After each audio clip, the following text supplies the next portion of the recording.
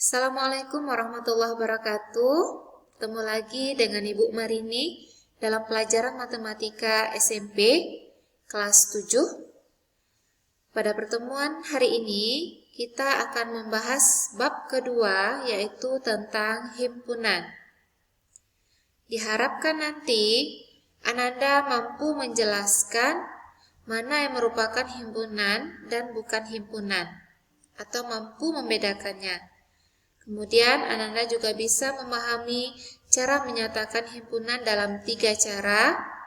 Kemudian juga memahami tentang himpunan kosong, himpunan semesta, himpunan berhingga dan tak berhingga.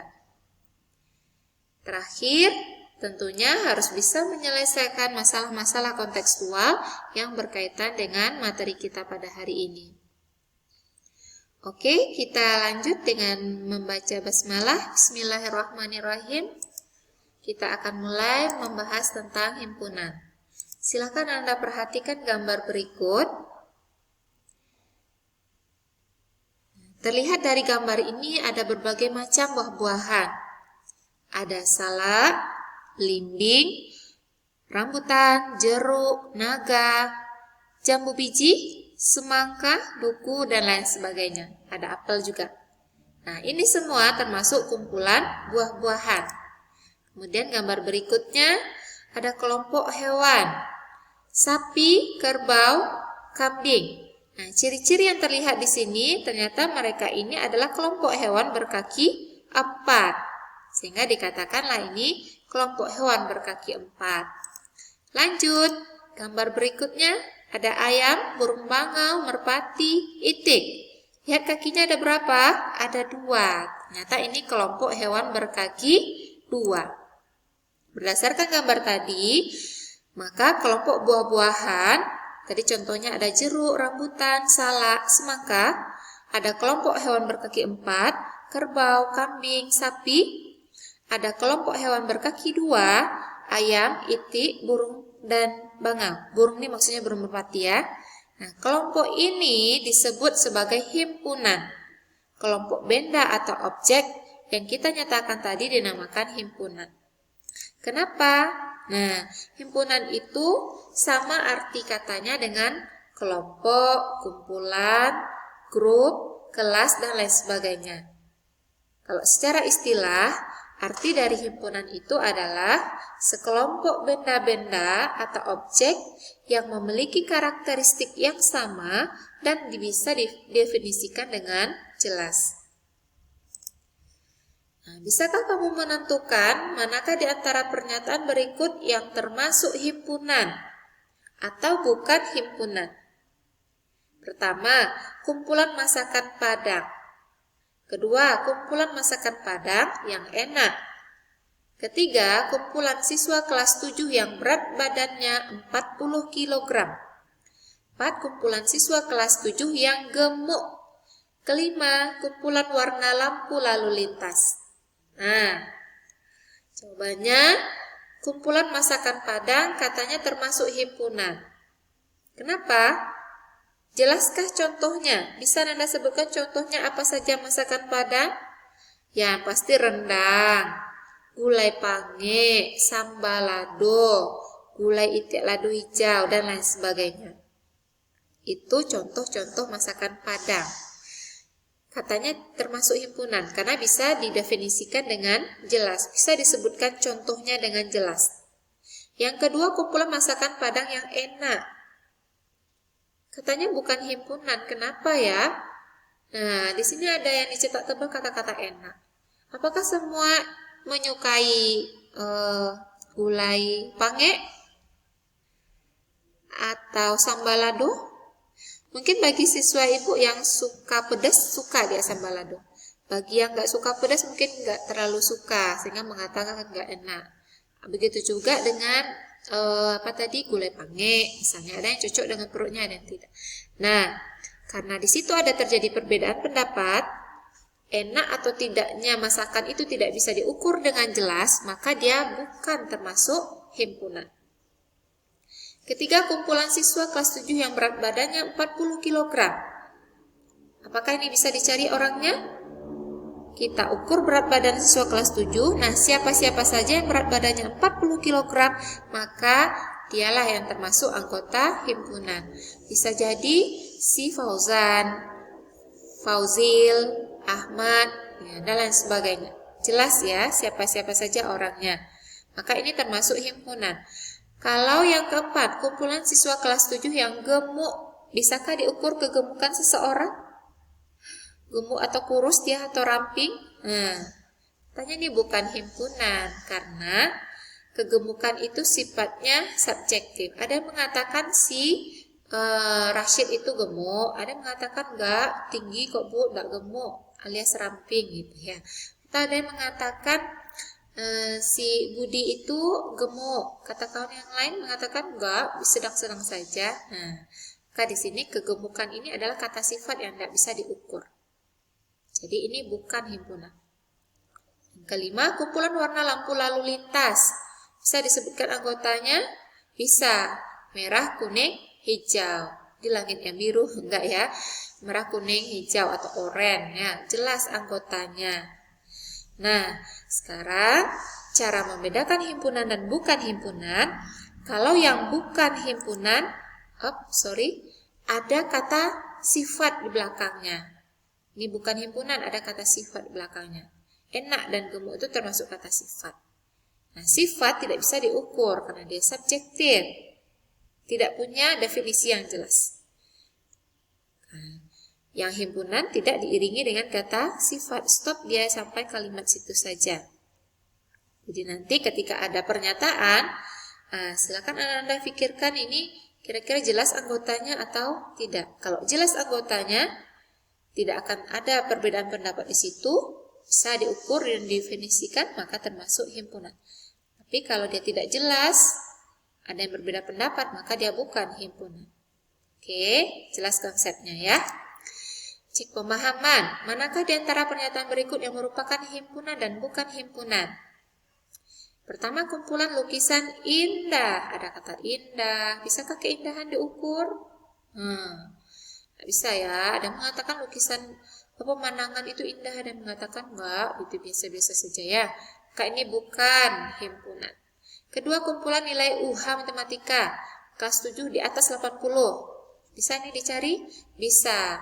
Setelah dinilai ternyata ada beberapa siswa yang nilainya di atas 80. Jelas ya. Ini himpunan ini, yang kedua ini. Yang C, kumpulan siswa berprestasi. Berprestasi ini tidak bisa diukur dengan pasti nih. Prestasinya dalam hal apa, di tingkat apa, harus nilai berapa. Ini bukan himpunan. Yang D, kumpulan nama hari dalam seminggu. Apa saja nama hari dalam seminggu? Senin, Selasa, Kamis, Jumat, Sabtu. Maka ini termasuk himpunan. C bukan himpunan, B dan D termasuk himpunan. Kita masuk sekarang himpunan dalam matematika ya. Tapi sebelumnya Anda harus ingat dulu macam-macam bilangan itu apa saja. Sudah dipelajari di SD nih ya. Ada bilangan bulat. Di bilangan bulat pertemuan bab pertama. Bulat negatif, 0 dan positif. Semakin ke kanan nilainya semakin besar, semakin ke kiri nilainya semakin kecil. Bilangan asli dimulai dari angka 1. 2, 3, dan seterusnya. Hanya selisih 1-1 ya. Kemudian bilangan cacah, pecah, ada 0 di sini. Hati-hati, dimulai dari angka 0. 0, 1, 2, 3, dan seterusnya. Bilangan cacah ya. Bilangan genap adalah bilangan asli yang mulai dari angka 2, 6, 8, dan seterusnya. Apakah negatif 2, negatif 4 termasuk bilangan genap? Jawabannya tidak, karena dia negatif ya. Kalau genap itu bilangan asli, berarti yang positif saja. Bilangan ganjil juga begitu, yang positif saja. Bilangan yang tidak habis dibagi 2, mulai dari 1, 3, 5, 7. Bilangan dan seterusnya ya. Bilangan prima, bilangan yang memiliki 2 faktor, yaitu 1 dan dirinya sendiri. Artinya apa? Faktor itu pembagi. 2 hanya bisa dibagi dengan 2 dan angka 1. 3 hanya bisa dibagi dengan 3 dan 1. 5 juga begitu, dan seterusnya. Jadi setelah 7 ini ada 11, 13, 17. Apakah 9 masuk prima? Jawabannya tidak, karena 9 bisa dibagi 3. Dia hanya boleh dibagi dengan dirinya sendiri atau 1. 1 apakah masuk prima? Tidak juga, karena 1 faktornya hanya 1. Jadi kalau prima itu faktornya 2. Bilangan itu sendiri dan 1. Bilangan kuadrat adalah bilangan yang berasal dari bilangan asli yang dikuadratkan. Bukan ya. Bilangan yang dikuadratkan mulai dari 0 kuadrat, 1 kuadrat, 2 kuadrat, 3 kuadrat, 4 kuadrat, dan sebagainya. 4, 5 kuadrat, 25, 6 kuadrat, 36. Itu artinya bilangan kuadrat. Oke, masih ada lagi bilangan yang lain. Ini bilangan komposit, rasional, irasional. Tapi cukup untuk sementara sampai ini dulu yang perlu untuk anak-anak pahami. Lanjut cara penulisan himpunan. Himpunan bisa ditulis dengan menggunakan huruf kapital, abjad, A, B, C, sampai Z. Terserah kita pakai huruf apa untuk melambangkan nama sebuah himpunan. Kemudian kita pakai tanda kurung kurawal. Kurung kurawal ya, buka dan tutup. Kemudian benda-benda yang termasuk himpunan disebut dengan anggota atau elemen. Lambangnya ini seperti E tapi dia lengkung ya. Ini dibaca anggota atau elemen. Yang bukan anggota seperti ini lambangnya, di garis dicoret. Bukan anggota. Untuk himpunan tak berhingga dinyatakan dengan 3 titik, tik, tik, tik. Nih. Contohnya tadi bilangan asli. Kan dimulai dari angka 1, 2, 3, dan seterusnya. Karena masih panjang nih sampai 1 juta, 1 miliar dan sebagainya. Lanjut terus. Nah, tidak mungkin ditulis semua ya kan. Maka untuk dan seterusnya itu dalam matematika dilambangkan dengan 3 titik seperti ini. Tutup lagi dengan kurung kurawal. Nah, ada 3 cara dalam menyatakan himpunan. Yang pertama dengan kata-kata. Yang kedua mendaftarkan anggota, yang ketiga dengan notasi. Contohnya soal ibu nih, himpunan bilangan genap kurang dari 10. Nah, kalau dengan kata-kata kita caranya begini. Tadi ambil ya huruf kapital 1, misalnya ambil huruf A. Kemudian sama dengan kurung kurawal. Nah, ini yang diminta. Bilangan genap kurang dari 10. Tutup lagi. Ini dengan kata-kata. Pindahkan saja ini. Nah, ke sini.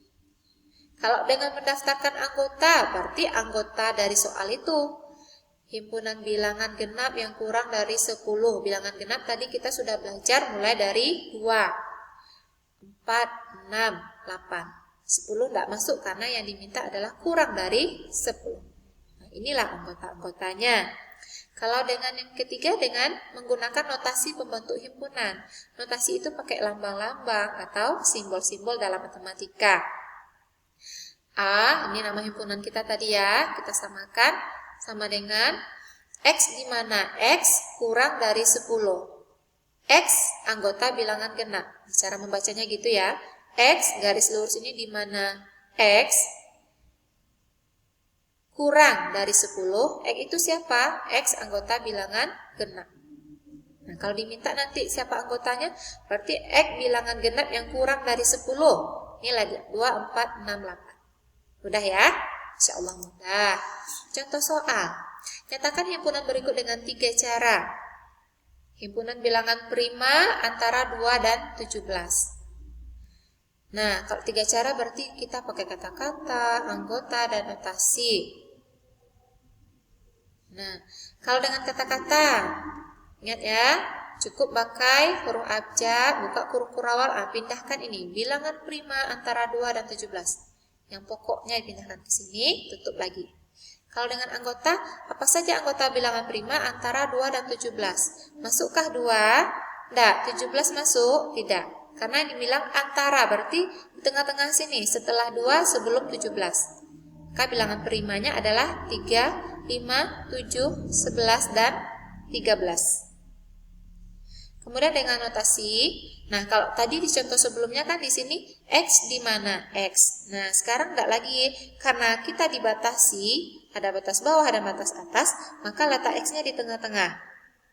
Ini cara membacanya X di mana? X